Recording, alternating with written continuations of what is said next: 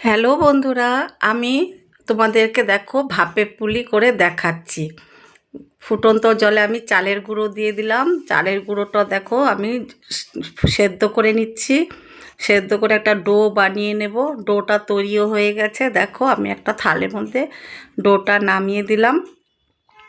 ডোটা একটু ঠান্ডা হয়ে গেলে তারপর একটু চালের গুঁড়ো দিয়ে একটু আমার একটু নরম হয়েছিল দেখে তার জন্য আমি একটু চালের গুঁড়ো দিয়ে ডোটাকে তৈরি করে নিলাম। আর নরম না হলে চালের গুঁড়ো দেবার দরকার নেই, নরম হলে দিতে হবে। তারপর একটু চাপা দিয়ে রেখেছিলাম। তারপরে দেখো ডোটার থেকে লেচি কেটে নিচ্ছি।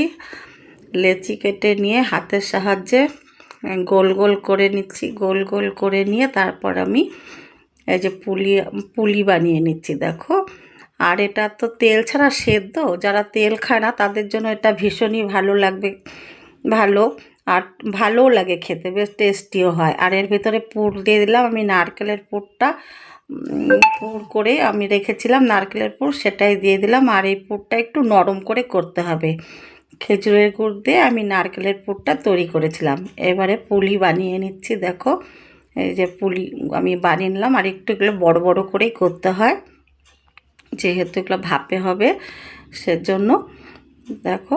আর এইভাবে আমি সমস্ত পুলিগুলোকে বানিয়ে নেব। যে সমস্ত পুলি আমার বানানো হয়ে গেছে। একটা কড়াতে জল বসিয়েছি, জলটা দেখো ফুটে গেছে। আমি এবার লবণ দিয়ে দিলাম জলের মধ্যে। এবার একটা একটা করে পুলি আমি ওই নুন জলে ছেড়ে দিচ্ছি। 5 মিনিট আমি সেদ্ধ করেছি। সে 5 মিনিট পরে আমি তারপরে একটা ঝাঁঝরার মধ্যে নামিয়ে দেব। পুলিগুলো দেখো সেদ্ধ হচ্ছে।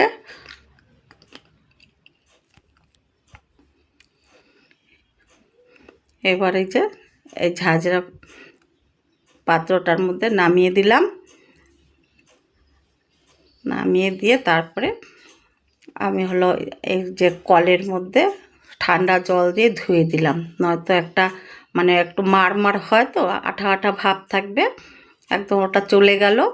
তারপরে এটা গরম অবস্থাতেও খাওয়া যাবে, আবার ঠান্ডা হলেও খাওয়া যাবে। ভালোই লাগে খেতে, তোমরাও বানিয়ে খেও। ঠিক আছে বন্ধুরা।